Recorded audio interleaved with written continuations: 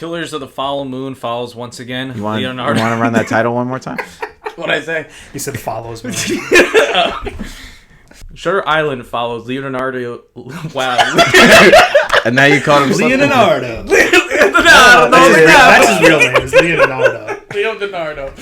Shutter Island follows I don't know. Shutter Island follows Leonardo DiCaprio. Thank you. Follows Leonardo DiCaprio. Sound, speeding, camera, rolling. Scene 38.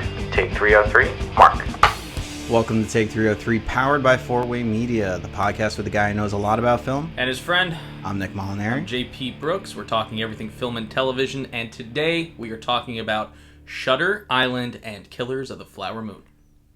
And once again, we nail One it take. in one take When there's guests. when there is a guest. If you were an earbeat, we would absolutely mess that up 4 times. Yeah, today we have a guest here. We have one of our friends from high school. He's a musician as well as a coder. He's also the strictest reviewer that we know. Peter never gave a 5-star review of Fiorentino. Welcome to the show. Thanks for having me. What a middle name. That's a I special- have given movies 5 stars. It's just since I started using Letterboxd, I haven't seen a movie that was worth 5 stars, I don't think. What is one of your 5-star movies? So we're going to... Tell me things this year that have disappointed you. I think I gave Avatar Way of the Water like a star and a half. Yeah. I know we don't do half stars here. I wouldn't have rounded that up. That would have been a 1. What's movies growing up? Family culture around it? What was your experience with movies growing up as a kid? Family not huge on movies. I liked comedies almost exclusively. A few things about sports, but mostly comedies. I don't think I saw what you would consider a good movie until I was like 16.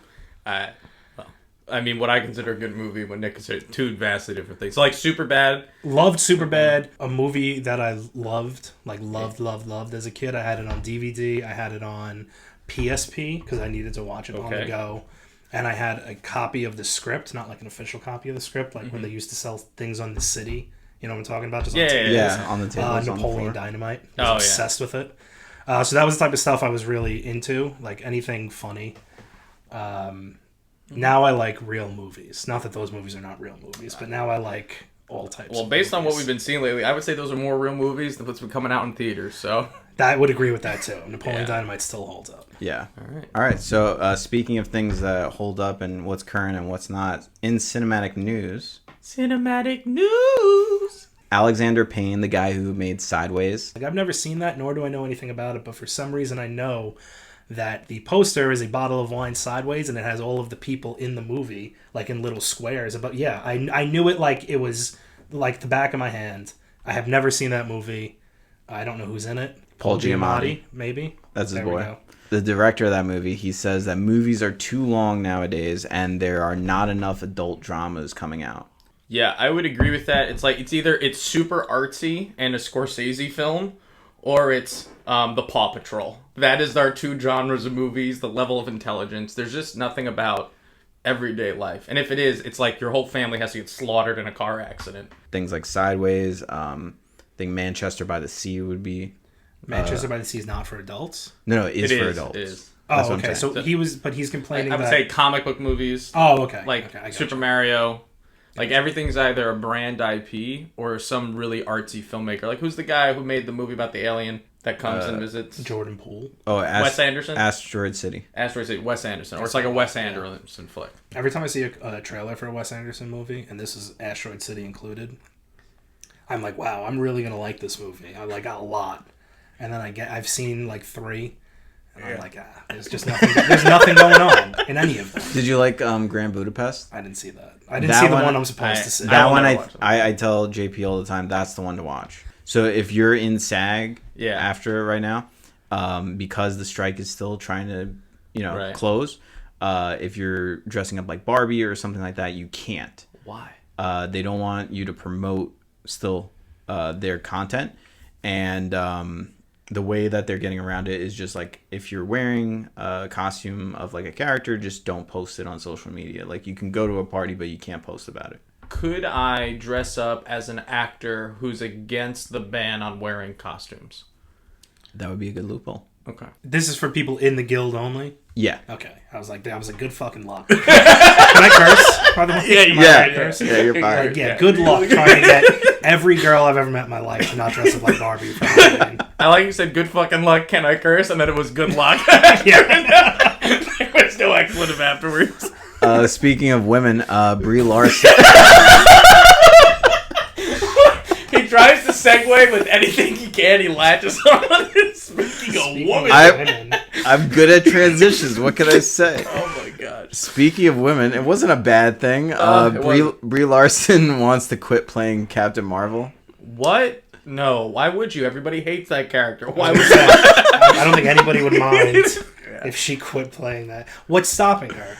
The millions of dollars? What, just quit playing it then. Is she contractually obligated to do more of them? Probably.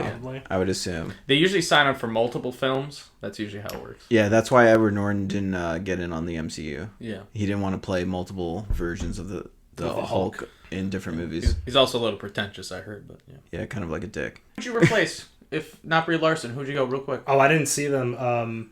No, for no reason whatsoever, Sydney Sweeney. Okay.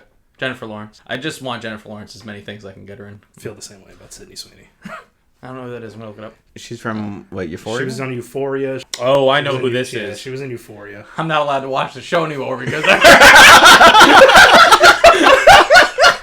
Chris and I were watching the show and I saw she came on the screen. I said, I can't watch this. What a great She pick. was simultaneously in the worst movie I think I've seen all year. I'll vote Blake Lively as her replacement, though. Oh, for Captain Marvel? Yeah. That'd be a tall Captain Marvel. That'd be interesting. Be a well acted though Captain Marvel. Yeah. Is Brie Larson a good actress? Is the consensus that she is? She was. I liked her in Short Term 12, but I think her personality just, like, overshadows her acting ability, and she was good in Room.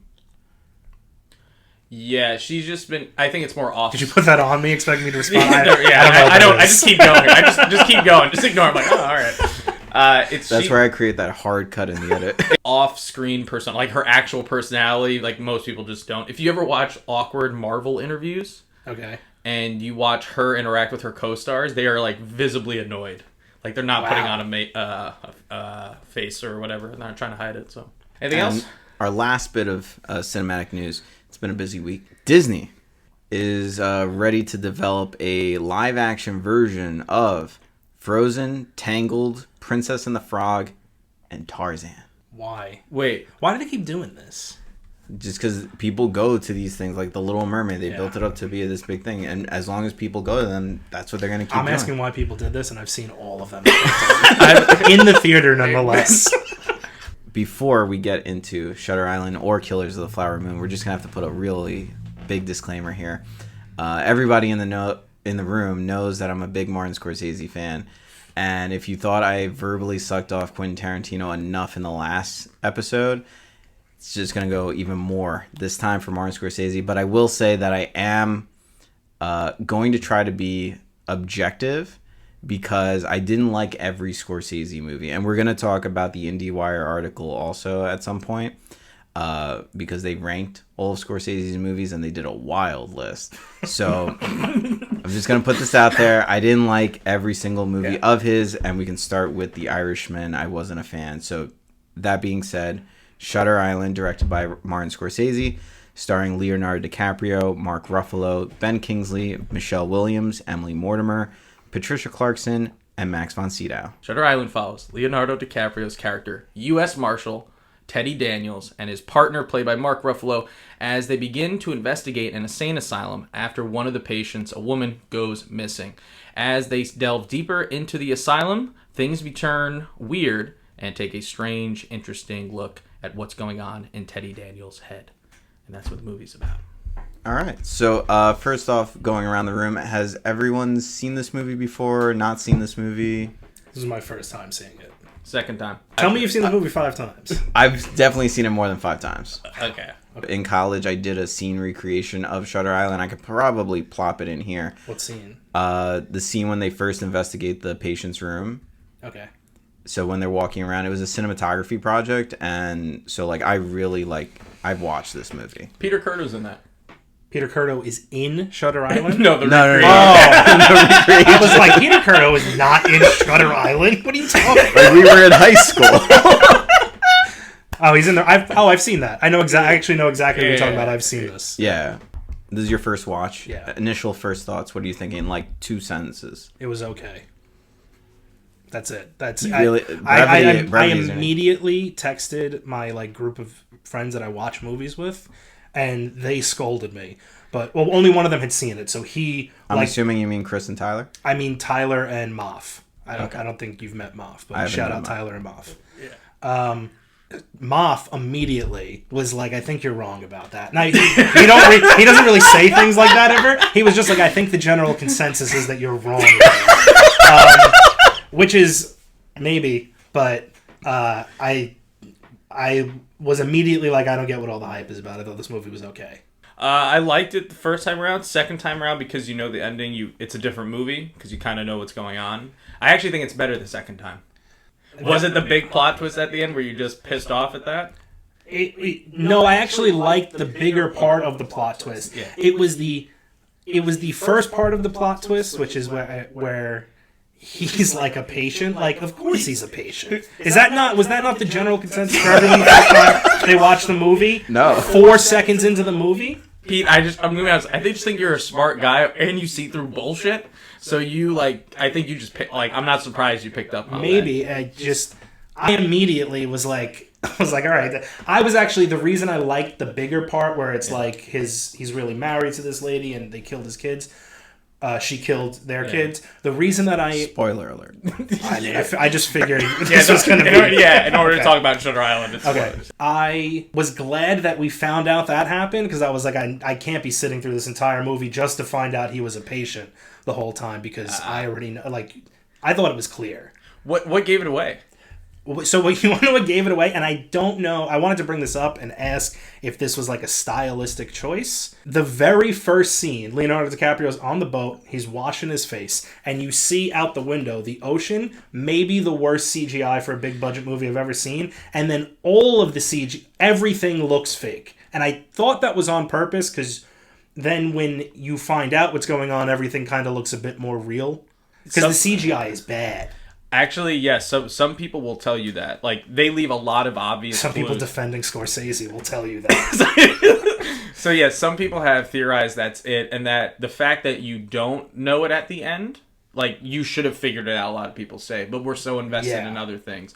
Even Mark Ruffalo struggling with his gun, and, like, because he's not a real cop. And everybody's reaction, like how the cops don't care, like when it's time to investigate, and then like everything sort of looks weird and bad. I'll get into some more stuff later because I research a lot of things afterwards. But everything you're saying, like you can figure it out. So I'm actually good for you that you figured it out. Thanks. I thought it was. I don't know. I just thought that was like the general consensus. Sam and I watched it together, and we ended up on a Reddit Subreddit. threads. Yeah, we landed on a bunch of them because she had some wild theories about the end, ones that I didn't even consider. So there's a lot we can talk about later. But first, let's talk about what's working in this film. Who's performing the best? This might be one of DiCaprio's better performances, in my opinion. After seeing Killers of the Flower Moon, I definitely like him better in this than I like. You should definitely stick around for the end, people, for the second half. So I think it's one of his better performances. I like Leonardo's crazy. I don't mind his cool so much, but like plantation owner in Django Unchained, he needs to be a little unhinged. So I enjoy that about him. So watching him slowly go nuts is great. Yeah, I thought Leonardo DiCaprio was the best part of the movie. Yeah, the calm before the storm is always like crazy with him. Yeah, in my opinion, this is like one of those movies that I think I would have disliked had someone besides Leonardo DiCaprio been the actor, the main actor. That's really a good point. Would I have liked this movie? That's a great what if. What if Leonardo DiCaprio is not Shutter Island protagonist? Because it probably goes down a few points for me for sure. If Matt Damon or Mark Wahlberg did this movie, Mark Wahlberg, please. Mark Wahlberg would be like the worst. I would go see that movie twice. Mark Wahlberg was doing this the whole time. But I think that Leonardo DiCaprio is the best part of the movie. I thought that it really solidified how much I like him as an actor because I didn't really like the movie, but I really liked watching him in the movie, if that makes sense. Absolutely. Do you mind Mark Ruffalo, or do you think he's annoying? In this movie? Yeah. I hated Mark Ruffalo in this movie. Me too. I have no real issue with Mark Ruffalo, but he's doing this like 1920s like film noir detective character, which is fine while he's playing a 1920s film noir detective, which he is until the big twist. But then when they're in the top of the lighthouse, he's still doing that. I thought it was ridiculous. I didn't like him in the movie. Who's your favorite? Is there anyone besides Leo? I'm assuming you like Leo the best. It's Leo, yeah. Like, he's clearly a standout. This is his movie. It feels very different from another Scorsese movie because it's so much about this one character. No. And I don't think any of the supporting characters really shine in this one. Yeah, they don't matter. Yeah. I did think that she's only in one scene, but the woman in the cave... I thought she was really good. I know it's just one scene and they're just kind of like having a conversation. Yeah, I felt the same way about the one that plays the wife, Michelle Williams. Mm-hmm. Yeah, I thought she killed it for like maybe like one or two scenes. She sure did. Spoiler. Because she's really good. I really liked her in Manchester by the Sea, so she is a really good actress. I can't think of a bad movie with Michelle Williams. She's in Venom, Dawson's Creek, The Fabelmans, Greatest Showman, Brokeback Mountain. She doesn't have sex with anyone because they're gay cowboys in that movie. Spoiler only. I Feel Pretty. She's My Week with Marilyn. She plays Marilyn Monroe. My Week with Marilyn. No, I'm also not going to make you read every movie of every actor or actress. I've decided that we're not doing that anymore. Stop with your Wikipedia right now. Because I don't know anybody by name. And you've only been doing this for him. You've done this for none of you guys. Well, I don't know. I just want to help Pete. Yeah, I'm not good. I know people only from their most obscure thing, Humanly Possible. How do we feel about Ben Kingsley? Who's that? That's the guy. Thank God you asked who that was, because I was like, I can't do this again. He's the main doctor. Yeah, the bald guy. Yeah, well, he's the only one I like, other besides DiCaprio and Michelle. So. Yeah, I thought he was good. It's written by the same guy that wrote Gone Baby Gone and Mystic River. I've heard of the second one. I have not seen either. I've never seen either, but I've heard. Wait, Gone Baby Gone, is that the boxing movie? No, it's $1 Million Baby. $1 Million Baby. And here's another clip. Gone Baby Gone was with Casey Affleck, Michelle Monaghan, Morgan Freeman. They're finding the missing girl. No. And then Mystic River is the Clint Eastwood movie with Kevin Bacon, Lawrence Fishburne, Sean Penn. You've talked to me about that movie. We don't have to get into this, but I don't like Clint Eastwood at all. Wow. We don't have to get into That's something not to get into. Let me tell you. Let's just gloss over that. He all is right. Clint Eastwood. So, weakest point or favorite scene? Nick? Well, I think, again, the weakest scenes for me were at the beginning when I feel like there wasn't like enough to kind of hide what was going on. I mean, Pete saw right through it, but just like to put another excuse on the table to like, shroud that. What about you?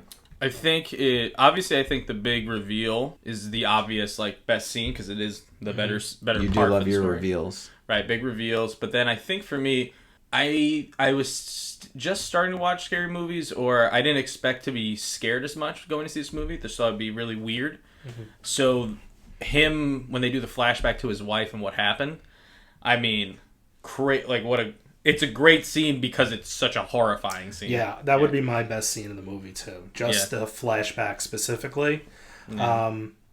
I now remember the thing I wanted to talk about, but the flashback specifically would be, I think, the best scene. The worst scene to me. Did you ask about that? I'm not going to shit extra on the movie. No, you can do it. No, you can go for it. Yeah. The opening, because just the whole. I hated the way the sky looked in the entire movie, but in the opening, it kind of set a tone where I thought immediately I wasn't going to like the movie. For me, I think it was the flashbacks. Not necessarily. I did love the reveal of what happened. Yeah. It was like such a crazy thing to watch, and honestly, having seen it so many times, I somewhat completely forgot that scene because I think I just like chucked it out of there.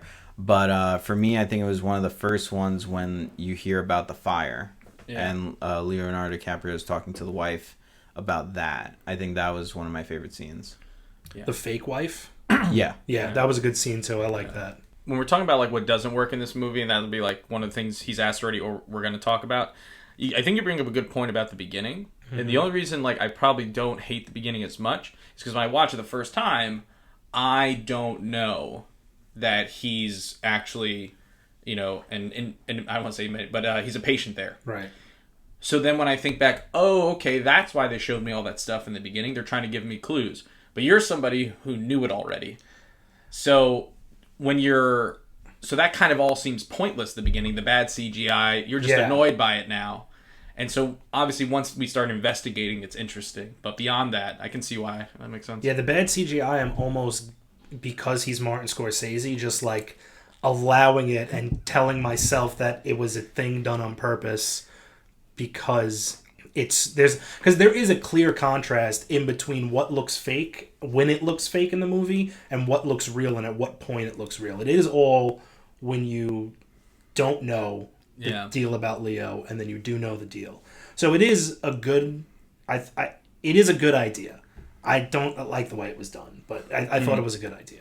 I think in terms of atmosphere, that's one of the biggest things working for me. Like the setting, the production design, just how it's placed and everything. Yeah, you're definitely, once you're in there, you're in there. You're like in this world of this asylum. And when Sam and I were watching it, she was hooked. Like if she had to leave the room to get something from the kitchen, she was like, pause that, and then she ran. Circling back to like the major twist of the film, as if you weren't spoiled enough, there's 3, I think, different theories of what the ending is. One of them is point blank on the face of what it is, that Leonardo DiCaprio is a patient at the place. Option number 2 is that he is doing that also at the same time, but at the ending, with that last line from Mark Ruffalo, Leo basically acknowledges reality, but then goes forward with the lobotomy. Yeah. And then 3, Sam's theory, Leonardo DiCaprio isn't crazy, and that he was actually onto a conspiracy that was happening there. Post-World War II, there was a lot of experimentation on people. So what if he was actually looking into something? The government said that he was onto something, and they forced a fake investigation to get him there, and then they did all of this to get him to think he was crazy and put him in. I assume he's just crazy from the start. Yeah, I think the thing that would make me not believe the other conspiracy, which is that he comes in and they like altered his mind and he's really onto something, is they don't show at any point them actually altering people's minds and giving them memories, which is like he has a pretty vivid memory of what happened to his wife and kids. The theory is that it started from the boat with the cigarettes. They're saying that he was passed cigarettes from Mark Ruffalo, and as soon as he got there, he was drinking the water, he was doing all these things. Right. For me to believe that, and I would like to believe that is the case, I don't think it is, I would have to have seen another character have very clear, like they're implanting memories specifically. Or they're giving people something to, right. Yeah. Wouldn't that be the woman in the cave? Does she have specific memories or something? I thought that was like a hallucination that he was having because he was crazy. That's what I'm saying, is what could be the beauty of this film is that maybe all this was done to have multiple different versions of it. Like chronologically, this comes out around the same time as about a year after Inception. Mm-hmm. And who's to say that this wasn't left ambiguous to have you think? Let's just say this theory about the conspiracy is true, which I don't believe. Then they would have to treat him like he's a real marshal. And that Mark Ruffalo is a plant from then you would have to assume that he's actually a U.S. government marshal. Someone came looking for him. Yeah, someone comes looking for him. And 2, that was a big issue I had until they had the what do they call it when you bury people inside like a building? There's a scene that takes place in one of these things in the cemetery. Crematorium? No, it's not. I guess it's not important. But there's like a room. Mausoleum. Him and Mark Ruffalo are into it, and until that scene, the entire time, I'm just like, why doesn't he just go home? Like, he's a fucking U.S. Marshal. Like, just get the I get that the boat is here, but like, just tell them no. Like, you are a U.S. Marshal. But then they have that scene that kind of explains why they can't do it. But yeah, I don't know. To me, that's on the top shelf. That's a big reach. It's a stretch. It's a big reach. It's a lot. Like, it does make sense. It can make sense, but I think I love theories like it too. But it's I way do too. Love things like that. I think once you watch it the second time, and it's just way too obvious that everybody's in on the joke. everyone's in on the Yeah. scheme, and that it's just he's just crazy at the end. I don't even. That's what I think is the beauty of this movie, is that people, when they first watched it, people were like, no, there's no way he's crazy. He really is a marshal. Did anyone else think it was silly when the doctor pulls up the whiteboard and he's like, here's it's just Harry Potter. It's like in the second Harry Potter where he's like Tom Marvolo Riddle, and he's like, it's just I am Lord Voldemort. He's like, look, it's the same name. And I was like, ooh. Thank God, that was another reason. Thank God they brought up the bigger twist to it, because I was like, this is just getting silly. At this point. I was like, this guy, Martin Scorsese, whoever wrote the movie, whoever wrote the movie, because Martin Scorsese didn't write the movie. No. So I was like, whoever wrote this movie just watched Memento and then watched Harry Potter and the Chamber of Secrets. I laughed hard when that happened too, but I don't think it was for the same reason. I liked the anagram; it was funny, but I liked the fact that there was a really, really nice whiteboard for that. There was nothing else written on it ever. He just flips it over. He's like, the names are the same. And the writing was impeccable. He was like, he was waiting for his moment to pull that out. Never erased on once. He thinks like they're gonna do this big ruse for this one patient, which, by the way, I get why people doubt it. It's crazy that they would get a whole hospital to do this. They're like, let's get a new whiteboard. They also got the crazy people to go along with, like I don't know if they offered them shorter sentences. Well, final thoughts and ratings? Final thoughts and ratings. I'll go first. Wow, that's really nice of you. Yeah, I go first on the first ones. All right. So yeah, I've seen Shutter Island since it came out. I do love this movie to death, but it is in that pile of Scorsese movies that I referenced earlier where I do not think it is a perfect movie. But I do think it is entertaining enough, and it brings you back to watch it again and again. So I'm going to give this a 4 out of 5. Would you like me to go or you to go? You can go. All right. Yeah, I'm really glad. I think the movie's actually better the second time around. I really enjoyed it the first time, and I enjoyed it again the second time. However, I don't know if it does enough the second time around to really bump it up past the number I originally had when I watched this movie. Obviously adjusted for our rating system, of course. It's a good movie. Leonardo DiCaprio is carrying it. I have to say his name again today. But yeah, he's carrying this movie. It's all him. And it's based on a book, and the book's got it's really good storytelling. I don't know about the rest of it. So it is a 4 out of 5 for me. You read the book? No. Oh, okay. I might read the book now. It was okay. I feel like I don't have much else to say about it. The things that I thought were silly, I thought were like overtly silly. There were a few times I was kind of taken out of the movie. I would like to give Leonardo DiCaprio a 4 and give the movie a 2. I gave it a 2.5 on Letterboxd, but I'm not gonna push the half. You always round. But you don't down. want to give it a 3 then. I don't want to. No, I don't always round down. Yeah. There's instances where I would round up. This is not one of them. All right. All right, so after the break, we will talk about Scorsese's new movie, Killers of the Flower Moon. And it'll be a 4-hour cut. So, could you imagine what was edited out of that movie? What a piece of shit this movie was. I can't wait to talk More about it. after the break. As we know, it's October, and there are many holidays that talk about the beginning of our country, some of the people, and throughout all the controversy, one thing remains the same. There are white people. We've just teamed up with a wonderful card company who are making cards for everyone. Cards like, I'm sorry I'm white. It isn't my fault I'm white, and my ancestors were messed up, and that means I'm messed up. So whether you're white and want to apologize to somebody else, or whether you're somebody who has experienced hatred from white people, nobody has ever played the white card until now with our brand new white cards. Play it next time you say something insensitive because you don't understand someone's culture. Play the white card. Next time you're trying to make a joke that's culturally insensitive, play the white card.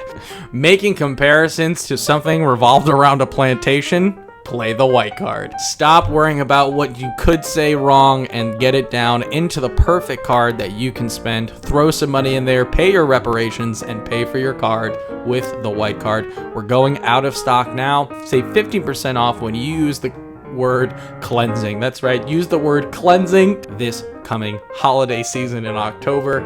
I would say the name of the holiday, but due to controversy, I don't know what it's called anymore. So sign up today and save 10% off and apologize for being white. This episode is powered and sponsored by Fort Way Media.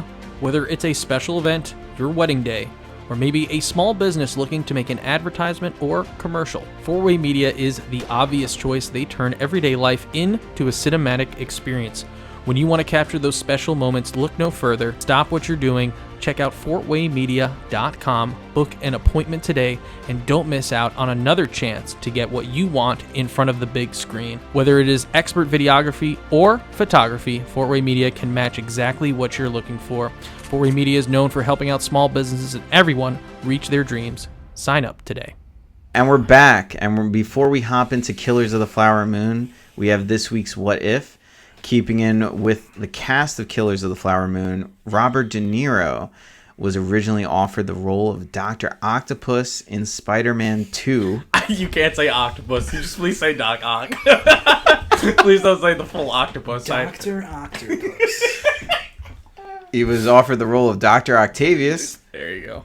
Much better. Wow, you know what's really funny? What's really funny is I was like, no, his name is Dr. Octopus. Like that didn't even register. I completely. It's been years since I've seen that movie. Otto Octavius. Yeah. Otto Octavius. How do we think Robert De Niro would have changed Spider-Man 2? Would have been sillier, right? Like I feel like my general but I also like Robert De Niro so much that I like when he's silly in things too. I think it would have been terrible for the movie and great for me personally. It would have been a better movie-going experience on a worse movie. So here's my thing about Spider-Man 2. William Dafoe was such a good Green Goblin. I would have actually had him be, if I couldn't get Leo for Shutter Island, I'd get William Dafoe for Teddy Daniels in Shutter Island. That would have been a great idea. Right? So you kind of have to follow it up with another good actor. And I feel like, no offense to Nero, De Niro. I can't say names. All it does. Anti-Italian discrimination, this guy. During Italian Heritage Month. How dare you? I can't wait. Oh, man. Comic book villains is not De Niro. No way. I've seen him be funny in like Meet the Parents, Meet the Fockers, Analyze This, Analyze That. But I've also seen like Rocky and Bullwinkle. And there's definitely like a stern difference between the two. He does like the straight character in a funny movie well, but there's comedic undertone to it, right? Yeah. He's like also, being serious, over the top serious, which makes it funny. Also, I would doubt that this would happen, but I feel like it would have been an Italian Dr. Octopus. Yeah. Like I would imagine Dr. Galamad. Gary Galamad. Dr. Octavius is going. Peter. Peter. Yeah, no, that would have been real bad. It would have been nice to have a "you talking He's to like, me" reference though. He's like telling. With all 8 octopus hands doing this. You gotta bring that closer to the screen. There's 8 of them. Or 10. He has his own hand. Spider-Man technically only has 4 arms, Peter Fear. Does he? Then why is he Dr. Octopus? That's a great question I've been asking for a long time. Because his arms and legs count as limbs. Don't like that. Agreed. Yeah, not a fan. He would be like, I'm glad they didn't taint De Niro's career with this piece of shit theory.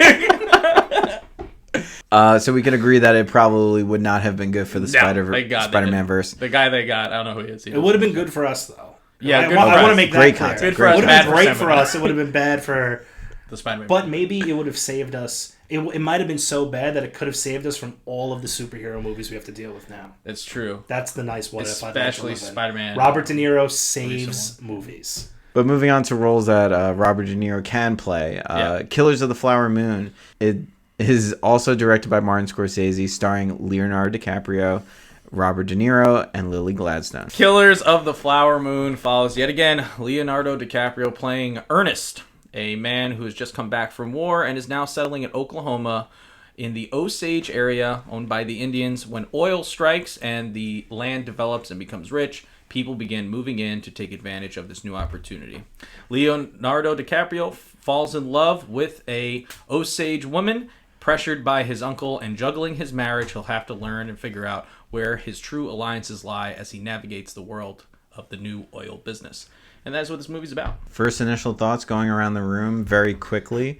I will say I think this is one of his better movies, at least lately. Definitely better than Irishman. I do not think it is top 5. IndieWire might think differently. It shows you what real cinema is. Scorsese's been in the news a lot lately. because he's been trashing Marvel. JP? He's a tryhard, and and that's been used for me a couple times and things, but I get it. So here's the thing. I'll say it's a good movie. I have a lot of problems with it. I personally don't like it that much. I don't think it's as good as his other stuff. I actually think I have more problem with the medium. I think it's everything, not the story. The story is fantastic. I just have issues with everything, some of the other stuff. So we'll get to it later. We'll talk about it more. It's all right. Pete? I enjoyed it. I thought a lot of the actors were really good in it. It was too long. Yeah.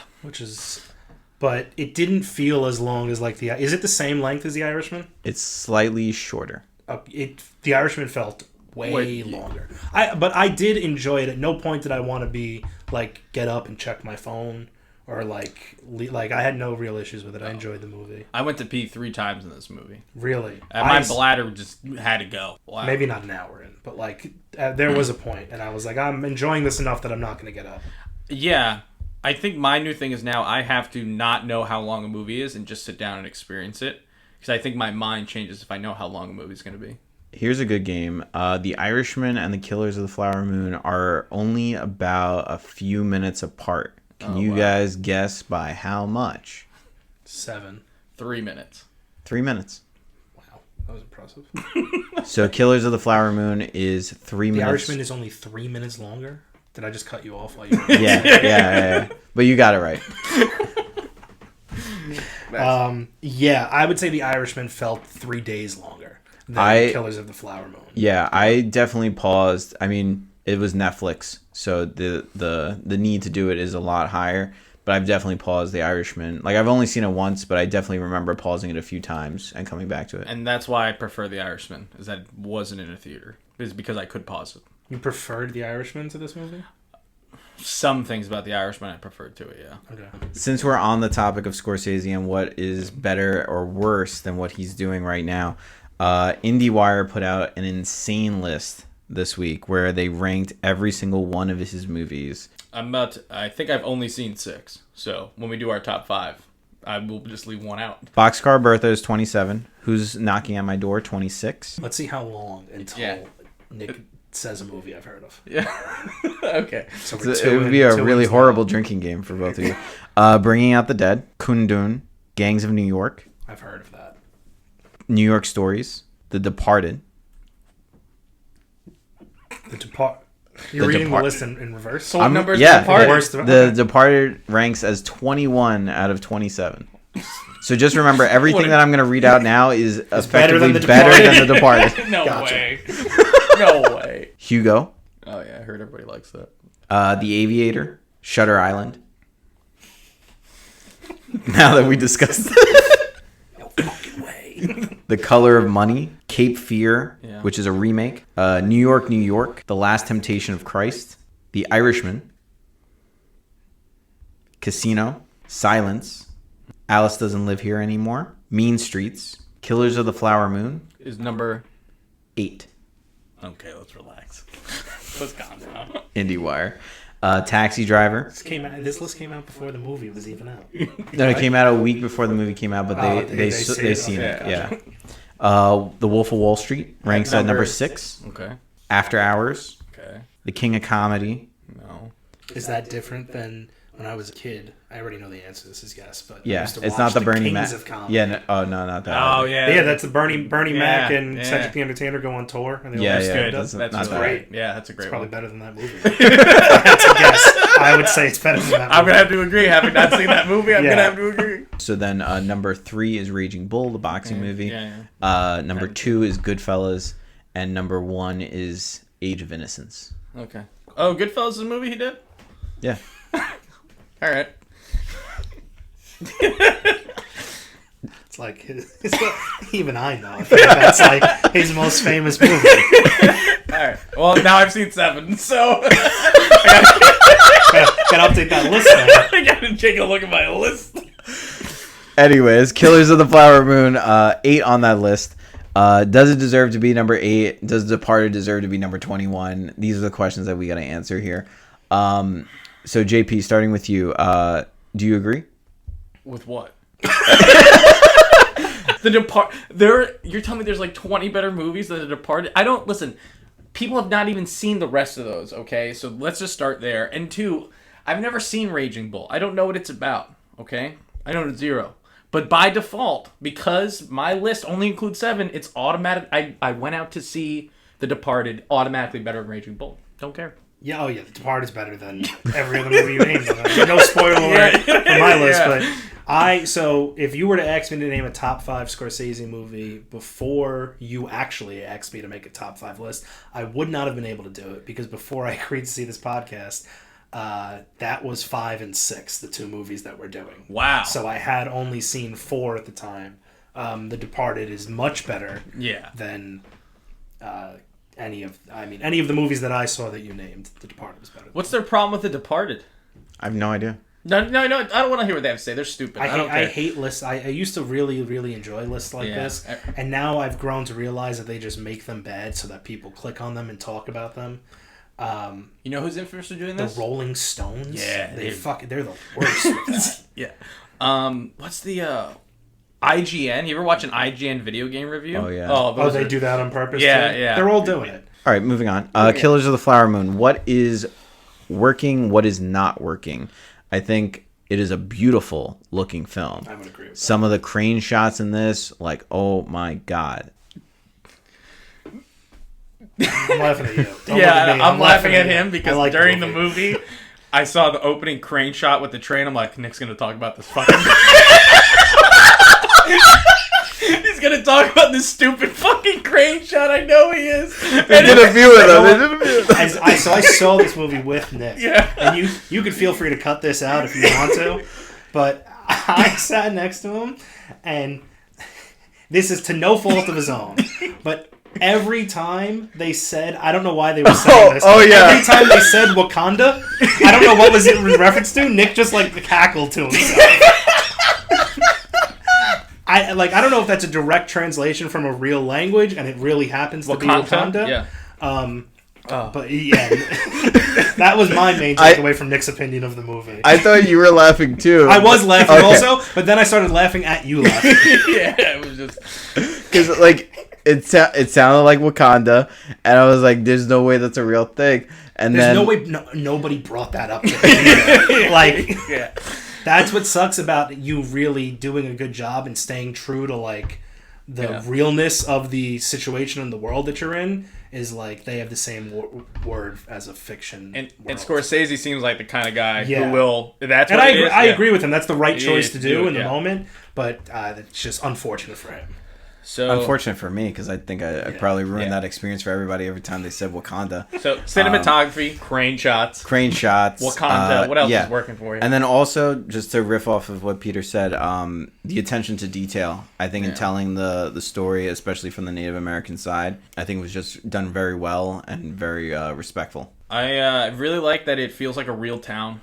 Like all the choices they did for everything, because as I joke about the crane shot. Just seeing the whole town and all the people, I was thinking, one, that costs a lot of money, and two, but it really makes you believe that we're really back in this time in 1900s. Yeah, I would agree with that. The world felt very real to me.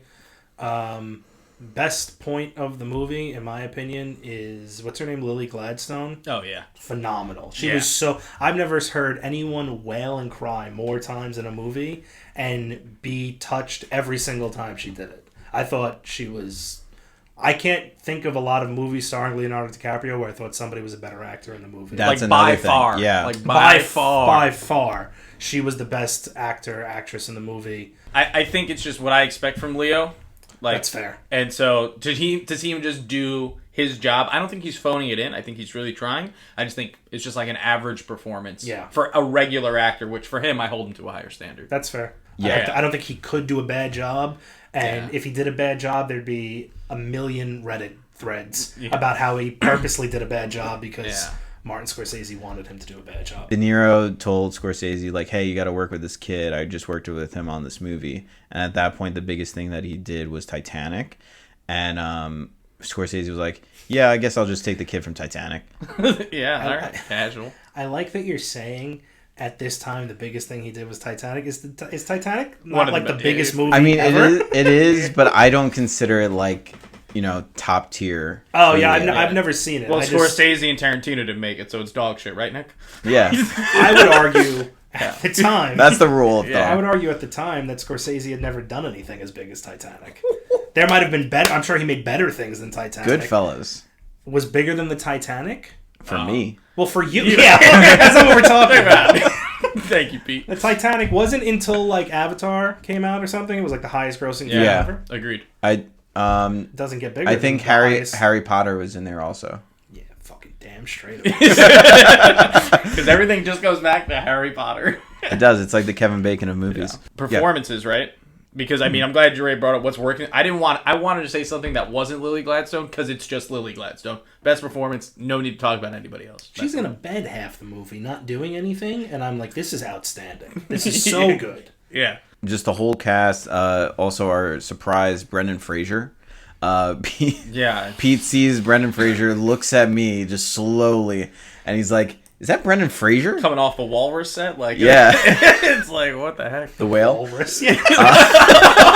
Is it the whale? Which ones you had words today? I heard that's a really sensitive, good movie. I'm sorry that I did that to you, Brett. I like that movie a lot. But that is the last thing I had seen him in also, Yeah. besides crying at the Oscars or the Golden Globes. I don't know Yeah. which one he won. Yeah. And I was just like, because his first scene where he's just yelling, he's I like, call this is him- my client also! And I was like, this guy's not a lawyer. He's like, this is his first day in court. You can't do that. It's like, you're just screaming. So that threw me a little off kilter. There were instances like that kind of took me out of the movie for like 5-10 seconds. Every time they said Wakanda, That's Nick's Brendan fault. Fraser doing that. No, I also laughed at it the first time, but it only Nick laughed at it equally Every as hard time. every time. Yeah, I didn't pick up that reference at all. Like Wakanda, I heard it as Wakanta. Well, no, because Because that's what they said. That's do- why you heard it that way. they do pronounce it differently in the Yeah. movie. They, It's just so twice. silly. Yeah. But if you say it really fast, Wakanda, like Yeah. No, it's because Leonardo DiCaprio's character is mispronouncing it. That's what it is. Okay.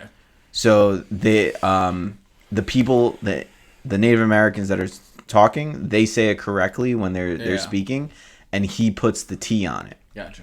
Okay. What isn't working in this film? Because I know JP, you can start us off. Yeah. Okay, I know everybody's going to say this, but the length is really brutal in this movie, okay?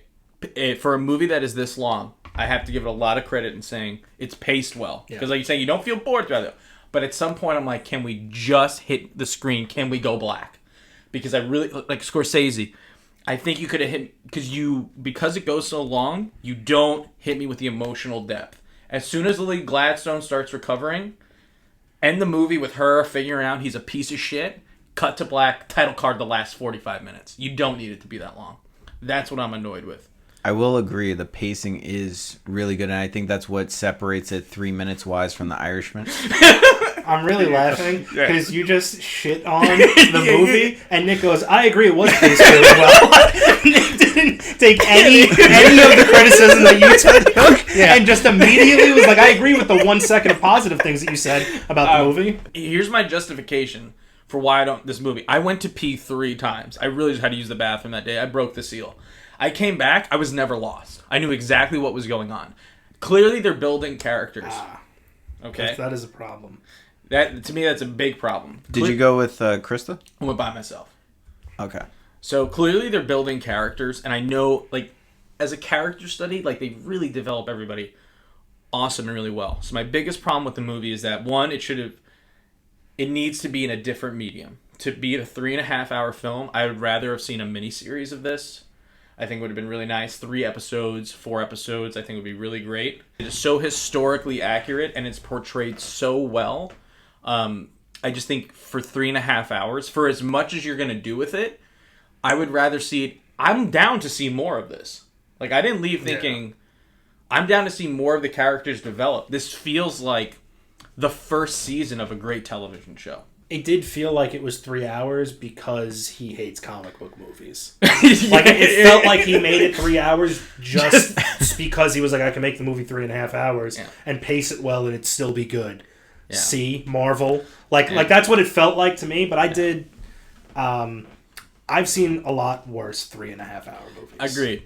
Agreed.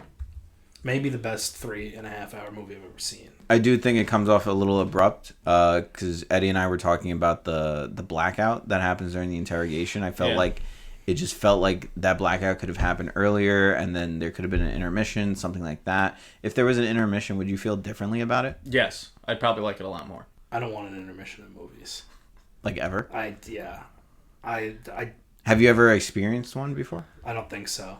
So it would be hard to say from experience that I would want one. I just feel like that's not what I want out of a movie. I don't want a movie to feel like a play. Because it's like to feel like a play. I don't want to be taken out of the story ever while I'm watching a movie, especially in the theater. Like at home, that's kind of uncontrollable. Yeah. But in the theater, like I don't want to be taken out of it. This is why I'm here. I don't want to leave, come back in 15 minutes, and then the movie is picking up. I'd rather you just make 2 movies.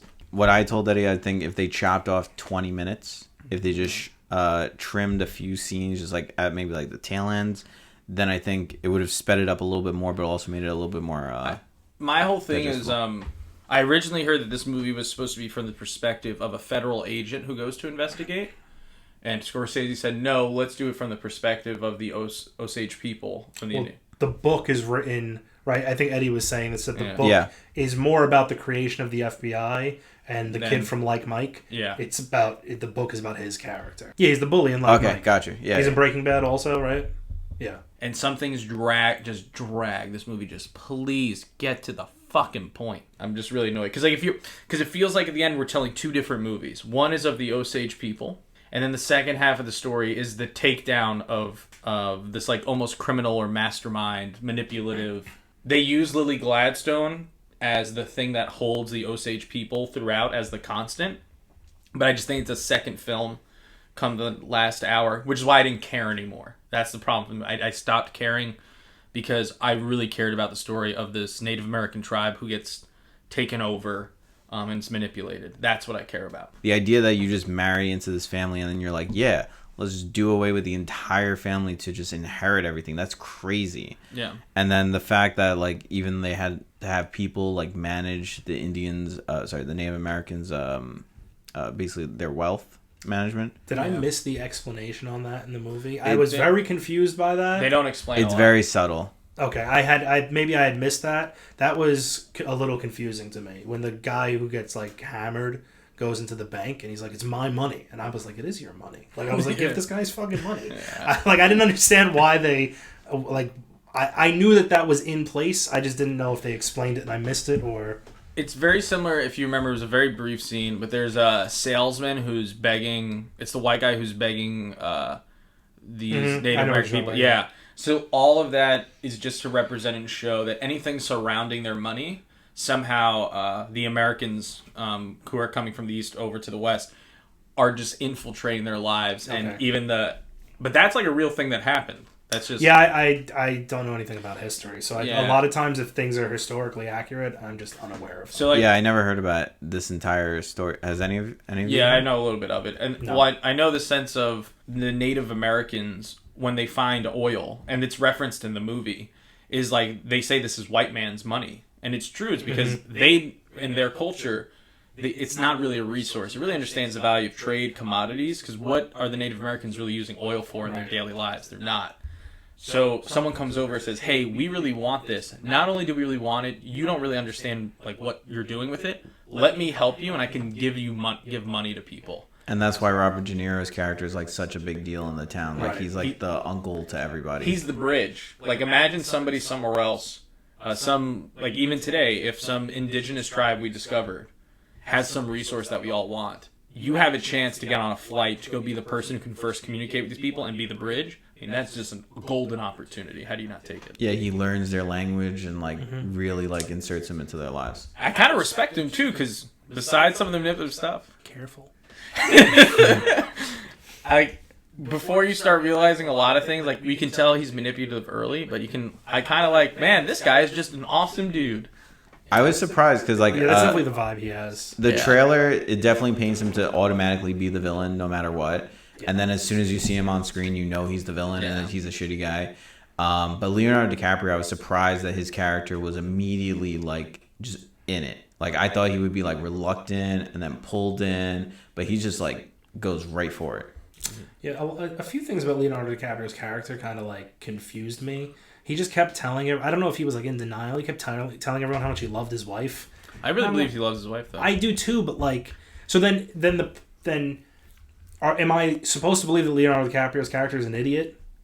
He's not the most intelligent person. Okay, No. because He can't read. He can read. He reads the book. I can read. It's almost Hitman related, where you're not supposed to fall in love with the person you're supposed to take out, and that's what it feels like.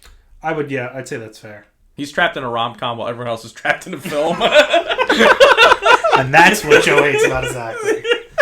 Did you guys think... So there's the scene where they kill the out-of-town detective, the private detective that... not that the government sends, but that the Osage people hire. Yeah. So they show that scene twice. They hit him over the head, and they show it a second time to make it very clear to you that it's Leonardo DiCaprio hitting them over the head. Was that supposed to be like a shocking reveal? Because I have very similar opinions to Shutter how Island. I feel about Shutter Island with that. I was like, yeah, of course he's partaking in all of this. His uncle would have killed him by now had he not been willing to ride along on this. I feel dumb because I was surprised during that scene. Really? Yeah, because the thing was like I knew maybe he was. Martin Scorsese just can't surprise me. Yeah, nothing can get past. Maybe you. you're in his head. Things get by me. But I think me and Martin are on one level. Yeah, we and Marty. both get it. Yeah. But no, I think it was for that we all understood that Leonardo DiCaprio was in the talks of all these things. Like he was, when the hitmen got hired and like he, told them where to be and where to go and stuff like that. But we didn't think that he was like hands-on. I think that's what that was. Yeah, it's to show how hands-on he is. Like we know he's involved, but how involved? It's one thing to hire somebody to kill. It's another thing to... You know what I didn't like? Even though I thought he was super wrong, and this is just a general opinion that I have about things, the government told him he wasn't going to get tried, and then they tried him. Yeah. And then I was like, that's a little fun. Like don't get me wrong, Leonardo DiCaprio's character should have gone to jail. He's a piece of shit. But don't break your promises. You're the pillar of justice. That was a little fucked up. You told me. Yeah. You promised me. Yeah. And then why should that guy not be evil? Yeah. Robert De Niro told him. He was like, they're not going to let you do this. And in my head, I was like, Robert De Niro's just giving him shit so he doesn't get away it's like with they it. just started the FBI, so he doesn't know what's going to happen. And you have no idea. Yeah. And that makes sense to me. Yeah. I tell you a bunch of shit, and you promise me that you're not going to try me. Like guess you gotta get it's that 1950. Like who would have thought? Yeah, the whole back and forth with De Niro. Will he testify? Will he not? Obviously, it shows more of his character, but we've had 3 hours of his character. Just end the fucking movie. But I do like the dynamic between the family, though. I was going to say one of the best scenes comes after that, which is when they basically bring Leonardo DiCaprio in after he's been in jail the entire time, and they sit him down with like every person involved. Yeah. I thought that scene was really, really well done. And they kind of explained to him that Robert De Niro's character is going to spend his life in jail. He's going to die in jail. And that was the first time where I was like, maybe this guy is an idiot. Yeah. Because he's just very easily manipulated. And like, of course he's gonna spend his that thought didn't occur to you. Like he's 80 years old. Of course, if you put him in jail now, I thought that was one of my favorite scenes in the movie too. Yeah, because I mean they give you some breadcrumbs, like especially when he hires somebody to steal his car, and that just goes horribly wrong, or when he's in the jail and then they start bringing the people in, and it's like the prisoner's dilemma. Yeah, and he's like, can I talk to this guy? Like my associate. Like they give you the breadcrumbs to tell you that this guy is not the sharpest around. Yeah. Tool. He is a tool. Anything else to say about this besides Lily Gladstone's great? Anything? Amazing. I hope she's in more things. But she was never... I saw that she was going to become a data engineer before she got this. This is something I saw on Twitter, so it could be a lie. Oh, it's fun. But, if it's on Twitter. Yeah, she was like ready to give up acting and was like, I'm going to enroll in data engineering courses, and then Martin Scorsese picked her out. Yeah, like I don't know if it was an audition thing. I have no idea what else she's ever been in, but I hope she's in more things. Yeah, strong contender for Oscars this year. She better get an Oscar. Can't imagine. Yeah, would that be best lead actress? I guess. Yeah. What would? I don't think. Yeah, it would be lead actress because supporting really wouldn't. No, I don't think that would be her. But Could you- before we head into I was going to say, just is there a better front runner for that award in your mind? it's too early to tell. There is a list of contenders for like movies right now that are up for the Oscars, but similar to Barbie ain't on that list, is it? Yeah, Barbie's best movie of the year. Am I right? What about Margot Robbie for lead actress? She's I imagine she'd be a contender. Barbie was good, by the way. So before we hop into our final thoughts and ratings, since we did a double Scorsese episode, we're gonna rank our top 5 Scorsese movies. I am also seated with 2 people who are not hardcore Scorsese fans, so this should be fun. For me, obviously, number 1. We start with number 5. Gangs of New York. Number 4, Taxi Driver. Number 3, Raging Bull. Number 2, The Departed. And number 1, Goodfellas. I would have wanted to put Casino or Wolf of Wall Street on there, but it felt way too close to Goodfellas. So I wanted to have some diversity in there. That's fair. Pete, you want to go next? Sure. So at 5, I had granted, I've only seen 6 of these movies, of his movies. But at 5, I had The Aviator. Tied for 3. Can I do that? You can do whatever you want. I would have Killers of the Flower Moon and Goodfellas. At 2, I would have The Wolf of Wall Street. And at 1, I would have The Departed.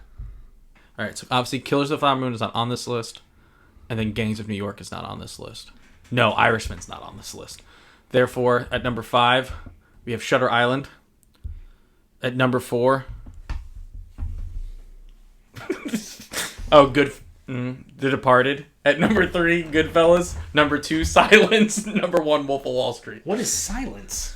Silence is about a priest who, from the 1600s, who goes into Japan as a missionary because one of his priest brothers, they say, apostatized, which means turns away from the Catholic faith. Okay. And he goes in there and watches people get brutally tortured. He gets brutally tortured. It's an awesome movie. I will say on a quick side note, I've seen Silence. I think it is a masterpiece. It is not on my list. I've only seen it once. I will never watch it again, but it is a masterpiece. Wolf of Wall Street number 1 though. It was my number 2. Great. Like, just know that I have Silence at number 2, what that movie's about, but I still put The Wolf of Wall Street right above it. Money speaks, baby. Gotta bump those numbers up. All right, so back to Killers of the Flower Moon. JP, you're up first. Oh, we gotta just rate that. Oh yeah, it's a 3. It's obviously a 3. It's too long. It doesn't need to be this long. It's 2 movies put into one. The first half of the movie is a 5. The second half, where I think is the second movie, is a 2. Averages out. It's probably it's a 7. Brings you to a 3.5. It doesn't get to go to 4 because it's too long. Lily Gladstone, you're amazing. You're a 5. Everything else is dog shit. 3. Pete, you want to go next or I'll go? No, I'll go. Lily Gladstone 5. Movie 4. I like the movie. I enjoyed it. I had no real negative things to say about it, except anything that maybe I said in the last hour. But I would say 4. Yeah, Nick's gonna fondle Scorsese's balls right now. Just watch. you gotta let it marinate a little bit. You gotta do some foreplay and then really give it to him. You have to say this movie is a 5, but it's so long that it becomes a 4. But we were in really uncomfortable chairs, so maybe it gave a different feeling to the movie than you might have if you were in recliners. Yeah. And then bumps it back up to a 5 because you're factoring in the seats. But then you say Lily Gladstone. The chairs were uncomfortable. The movie couldn't have been bad. But I do think it's a really good and enjoyable, gripping story where... Tell me more about what you want to say. I do think it's very entertaining. I was entertained. I was left happy out of the theater, so I'm going to give it a 5 out of 5. Fuck you. just go fuck Is that your barometer? If you're entertained, it's a 5? Yeah, because the thing is, Wolf of Wall Street, I don't think is a 5 out of 5. However, it is so entertaining. Because the thing is, if you compare it to something like Goodfellas, it's not at the same level, and it seems like it's better. It's just objectively a better movie. Where's Eddie when you need him? Because he would strongly disagree. He would put Hugo as one of Martin Scorsese's best movies. Him and 5 other people that saw that movie, right? I feel like I could give White Chicks a 5 out of 5, and I could give Goodfellas a 5 out of 5, and it would mean the same thing to me. Your rating system? I agree with that. No, I get that. So what makes something a 4? This doesn't even have to be. I keep doing this. This doesn't even have to be recorded. Just out of curiosity, like, what is the difference between a 4 and like? I'm entertained by a 4. Glass Onion was a 4. Okay. Because I thought Knives Out was significantly better, but there was nothing inherently wrong with Glass Onion. But I just felt like it was a little bit too comical, and it didn't reach the heights of the first one. As I would put it, it's good but imperfect. Yeah, when I think of a 5, I think of like this movie could not have been better. Given all of the, given what the movie is, it could not have possibly been better. When I start going into world of like, you should have rewritten it or restructured, I think for me, structure is the big thing the more I watch things. So if I can think of a better way to structure it, sitting in this seat, and maybe I'm wrong about it, but if I think like, no, you probably just change a few things and I think it's better, we start heading to 3 territory. That makes sense. Okay. Yeah. And speaking of long run times, we are at one of our longest recordings thus far, probably because this is a long movie. But JP, take us out. This has been an episode of Take 303. Thanks so much for watching. We want to thank Pete for being with us today and going over all of these movies with us and giving us your takes. All the tangents were good. I love the tangents. Don't ever stop. Yeah, so thanks so much for that. Make sure you're following us at Take.303 on Instagram. Make sure you're leaving a rating and following on Spotify. Make sure you tell somebody outside there who may not know about our movie takes, especially all of Peter's friends who might be listening to this. Hope he made it to the end. Pete, you have anything to shout out where people can follow you?